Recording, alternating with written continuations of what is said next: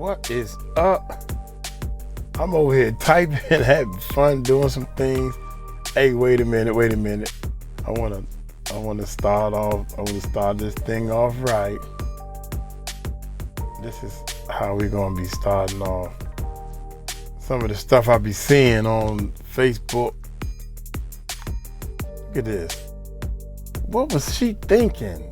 Jesus. She probably broke her. Oh my God, young.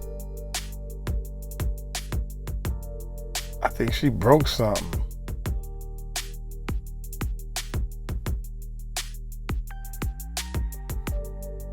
Oh my God, young. So anyway, we're gonna be starting off something like that. Now we get into this negative, crazy stuff. Check this out, without a doubt.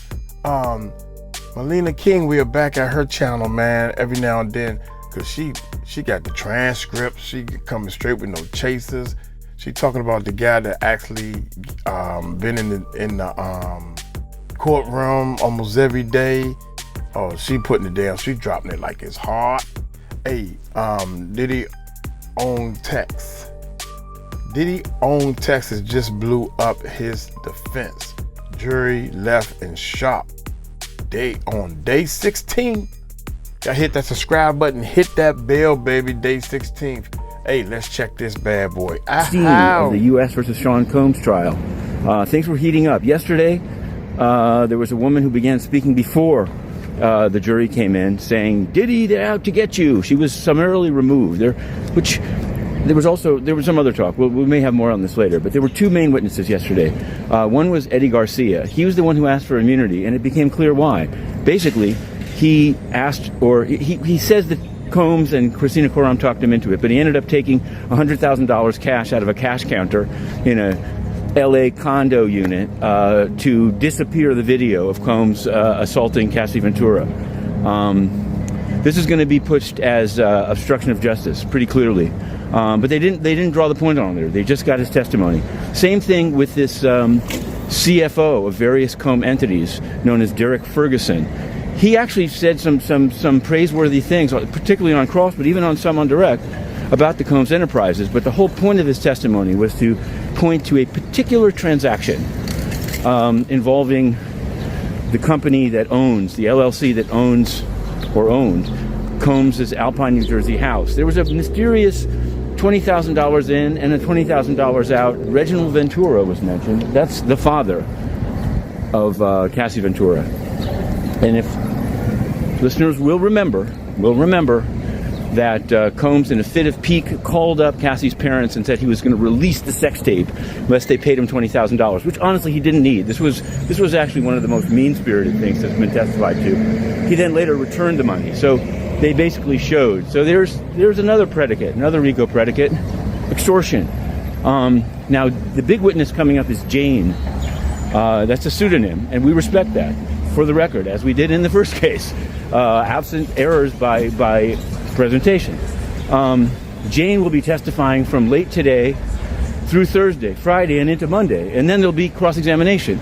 They say it may last until next Thursday when she has a flight to leave the country.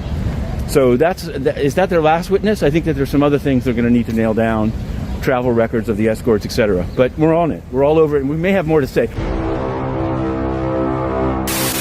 Day 16 of Diddy's trial is already a wild ride, and the courtroom is buzzing with jaw-dropping revelations. We've got text messages straight from Diddy's phone, a video expert breaking down that brutal hotel beating that we saw, that footage from 2016, and a close friend of Cassie who says Diddy dangled her over a 17-story balcony like it's a scene from a thriller movie. The prosecution's piling up the evidence, but Diddy's team is swinging back, and they are trying to poke holes in every single detail. Stick with me, because we're going to unpack the chaos, figure out what it all means, and you're not going to want to miss this. So let's dive into the madness of today, because the prosecution came out swinging. First, they introduced a batch of text messages pulled from a phone seized from the March 2024 raid on Diddy's home in Star Island. Now, that's the home in Miami. This wasn't just any phone. Data extraction confirmed it was Diddy's, with his social media accounts and personal information all over it.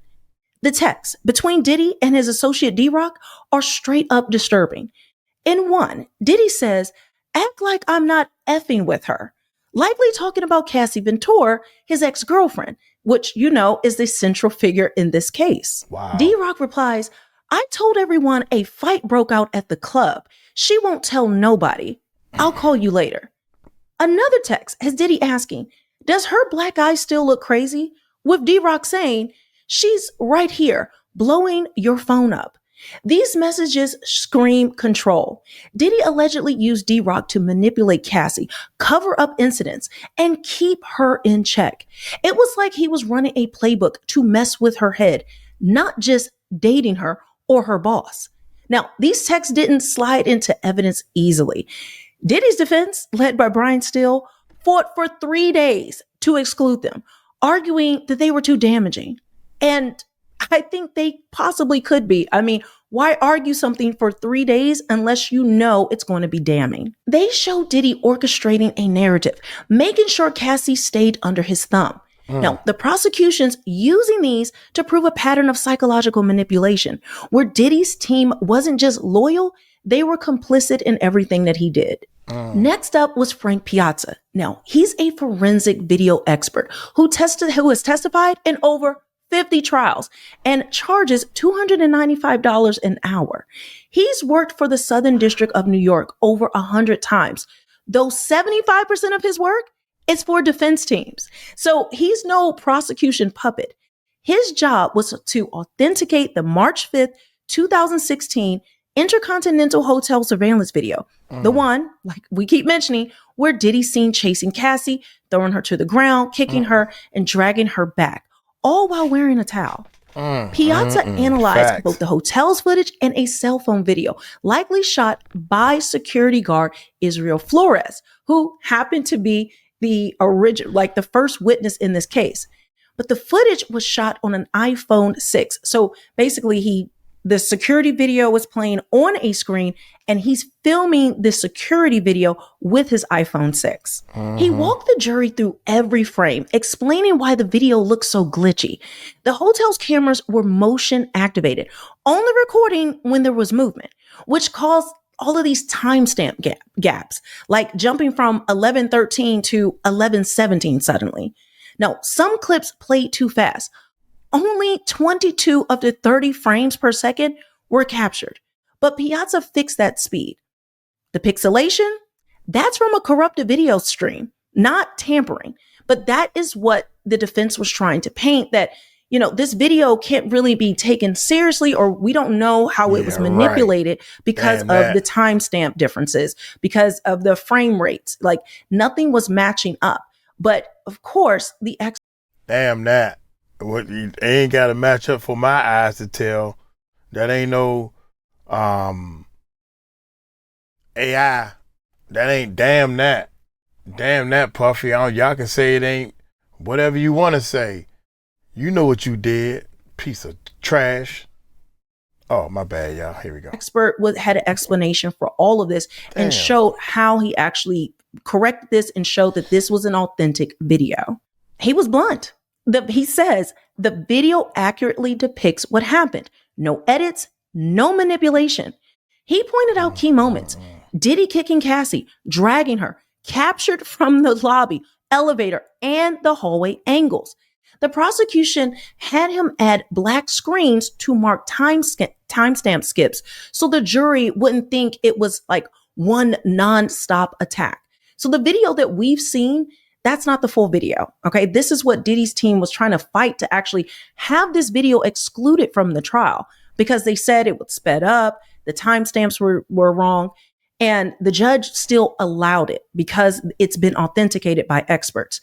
Now, they are still fighting it, though, and trying to poke holes in it.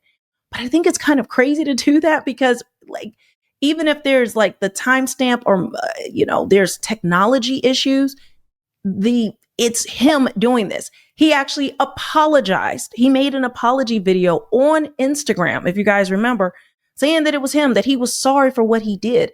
So I'm not sure why they are trying to poke holes in this when it's pretty clear. And he's admitted, and they've admitted that he's abused Cassie. So I don't know where that's going to go. Then came the kicker. Piazza enhanced 10 explicit videos from Cassie's laptop, filed under Frank Black, that alias that's tied to Diddy from the freakoff hotels, and also that prescription bottle with the pink, we'll call it Cocoa, because we are being censored on YouTube. So there's certain words I'm not saying anymore. And in fact, guys, we are posting everything over on my Patreon. First, if you want to get these out, because when we upload a video, YouTube denies it. We're not able to put anything up, and we do it over and over. And finally, it takes so long for someone to approve the video. So we're putting them on the Patreon first, as well as doing deep dives into other scandals and conspiracy theories, all about the Hollywood elite, the music industry, the government, you name it, we're going to be getting into over there. So if you're interested in that, if you want to support this channel and fight back against the censorship, the link will be in the description box below. Okay. But let's continue. So these explicit videos that he found were from 2012 and 2014, and now are in evidence under seal and had their audio enhanced at the prosecution's request. Why? Maybe to catch Cassie's pleas or Diddy's commands during the alleged freakoff sessions, where he's accused of orchestrating those drug-fueled encounters with the male workers. Now, the jury is set to see these, but everyone else won't.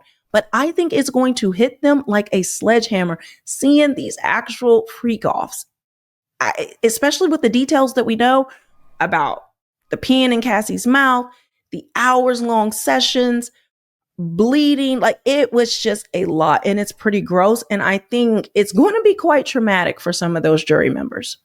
The final witness was Briana Bongolan, or Bana as she's known. Now, she's a fashion designer and Cassie's friend since 2013.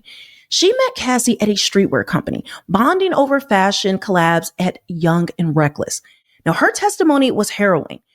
Bana said that Diddy held her over a 17-story balcony at Cassie's apartment, gripping her chest while others begged him to stop. Then he tossed her onto a patio furniture, leaving her with a bruised leg, neck, and head pain. And she also says that she suffered night terrors that she still can't shake. Now, in 2016, at Diddy's Malibu home, he got in her face and said, "I am the devil. I could kill you." Bana, she was visibly shaken on the stand. And actually, the reports that say that she started crying. She also described a 2016 shopping trip with Cassie, where Diddy texted Cassie a list of every stop, nail salons, stores, without them telling him. He just knew, she said, and it creeped her out. Now, another time, Diddy barged into Cassie's place, banging on the door, and threw a knife at Cassie, who threw it back at him. Bana was caught in the middle and didn't call the cops because she said she was terrified of Diddy. She saw Cassie with a black eye before the 2016 Perfect Match premiere, backing up claims of physical abuse. But she also admitted drugs were rampant. Bana said that they used cocoa, ketamine, GHB, all provided by Diddy. They also had oxy pills, and that they were trying to quit, but it was very difficult to do so. She also said that she sold drugs to Cassie and Diddy, but that she also bought some for him. So all of them, she admitted freely that she was using drugs. Cassie was using drugs at this time, that they were all using drugs. And this can come into play to maybe hurt her credibility. But this is one of the things that she was scared to testify to because, admitting that you were heavily on drugs during this time, people could say, well, you don't remember correctly, or, are you sure that that's what happened? How can your memory be clear if you were using all of these drugs? But we know Cassie has admitted to drug use. Diddy's defense has admitted to his drug use. We've heard about all of his assistants buying drugs or keeping a bag full of drugs for him, especially for the freakoff hotels. So this was nothing new that came out, but it is a way that the defense could try to poke holes in her story. Here's the rub. Diddy's defense is scrambling to knock this evidence down, and they're throwing everything at the wall to see what sticks. During cross-examination, attorney Tenny Garagos went after Piazza, trying to muddy the video's reliability. She asked where the surveillance footage actually came from, and Piazza said the U.S. Attorney's Office. When she pressed if he knew how they got it, he said no. Garagos pounced, suggesting that the chain of custody was shaky. She pointed out the timestamp gaps, like a bag Diddy held dropping instantly, or a ghost-like figure in the surveillance not seen in Flores's phone video that we've all seen. That's the one that actually went out publicly. Now, Piazza had answers. The system was motion activated, and the phone video was too low quality. She even tried saying that the hotel system was cheap, but Piazza's notes only called it low grade, not unreliable. The defense's big moment? Guys, it fizzled out. With Bana, the defense is hinting that she's after money, possibly tying her to a civil suit that predates Cassie's. They're also suggesting her drug use, admitted on the stand, like I said, clouds her memory or credibility. Diddy's team might argue Bana's claims, like the balcony incident, are exaggerated because she kept seeing Diddy afterwards. The texts? They're framing them as typical relationship drama, not some conspiracy. But the problem is, these attacks risk alienating the jury, especially when the evidence, like the hotel video they can see, is so visceral. Can the defense plant enough doubt to sway even one juror, or are they just grasping at straws? The defense's bigger play might be juror fatigue, repeating the video, over and over. And as juror reactions, they have been noted by reporters, they suggest that some have just stopped watching because they've seen it so many times. And now that can numb the jury or sway someone to be a holdout. And that can help Diddy dodge actually being convicted in this case. Remember, guys, he only needs one person, and he's going to go free. Let's dig deeper into what makes this day so explosive already. Those text messages aren't just gossip. They're a window into Diddy's alleged control tactics. The prosecution's arguing Diddy used people like D-Rock as extensions of himself, keeping Cassie isolated and monitored. A 2020 study in the Journal of Interpersonal Violence on coercive control describes this exact pattern.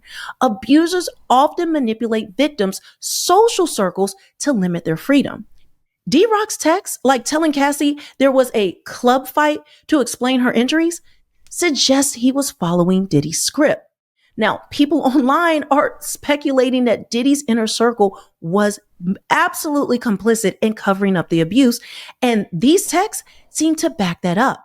But without D-Rock testifying, the defense can argue it's all speculation. We don't know if he's going to testify or not. Now, Piazza's testimony is a game changer because it shuts down Diddy's earlier claims that the hotel video was manipulated. After the footage leaked in May of 2024, like I told you guys, Diddy posted the apology video on Instagram, admitting he hit rock bottom and calling his actions inexcusable. That apology could be shown to the jury, tying him directly to the incident. Piazza's expertise, backed by his work on over 1,000 forensic cases per his firm's site, makes it tough for the defense to cry it's fake. His mention of the 10 enhanced videos from Cassie's laptop raises a lot of questions. These claims could show Diddy directing freakoffs with audio revealing non-consensual acts. If true, it's damning, but the videos are sealed, so we're just left guessing what's going to happen. Now, Bana's testimony adds a human face to the horror. Her story of being dangled over a balcony aligns with other witnesses, like Mia, who claimed Diddy's violence was erratic and terrifying. Bana's fear, still evident on the stand with her crying, mirrors the trauma experts call hypervigilance, a common PTSD symptom, per the 2019 psychological trauma study. Now, her drug use, while a defense target, was contextualized by the prosecution as part of Diddy's world, where substances like GHB were allegedly supplied to keep the women compliant in the first place. So a 2023 DEA report notes that GHB helps facilitate sexual assault. And that is exactly what Bana claims. And then also, just so I can add this in, Bana admitting to the drug use, she was only willing to do that if she got immunity. She was afraid that they could come after her for something if she admitted that on the stand, or she was going to plead the fifth. Now, this is the second person that we have heard of in this case, maybe even a third person, who wanted immunity before they testified in case they were implicated in any kind of criminal activity. But this was like years ago. Some of this is a decade old. I don't think they would still be subject to any type of criminal prosecution. But I think just to be safe, these people want to make sure they have it in writing from the government, because one thing you cannot trust is just the government telling you, oh, we're not going to do anything. And then next thing you know, you're hung up to dry. The defense's strategy hinges on nitpicking, like timestamp discrepancies or Bonna's delayed reporting. Garagos's focus on a ghost figure or a 5-second video gap, to be honest, it feels kind of desperate, especially when the footage clearly shows Diddy's aggression. A 2024 Forensic Science International article explains that motion-activated cameras often skip frames, supporting Piazza's testimony. The trial's defining moment today came when Bona broke down describing Diddy's balcony threat. He held me over a 17-story drop, and I thought I was going to die. She said this with her voice shaking. Then he threw me onto furniture, and I still have nightmares. The courtroom went silent as she recounted Diddy calling himself the devil in Malibu, his face inches from hers. The raw fear, coupled with the text showing Diddy's control and the undeniable video of him attacking Cassie, hit like a gut punch. It's not just evidence. It's a vivid picture of a man who allegedly ruled through terror. And it's hard to unsee these things. So that was the morning of day 16. Guys, make sure that you're subscribed. Hit the notification bell because I will be giving you more throughout the day. I already did the morning transcript, which should be on the screen here now. And now you have this recap. But again, if you want to support the work we're doing here, please head over to Patreon and support us. We could really use your help in just like fighting back against this censorship. I've never seen anything like it. I've reported all types of things before, but somehow with this Diddy trial, it's like, I don't know what is going on, why I'm not able to freely talk about it without being censored. And it's crazy. As soon as I also started mentoring someone with the initials J.E., who was similar to Diddy, I'm not even going to say his name anymore in here, that seemed to be what triggered it. I actually took a video I did about J.E. down off of my channel because I wasn't sure if that's what was causing it. But that video is now back up on my Patreon. So again, the link is in the description box below, and I will see you guys very shortly.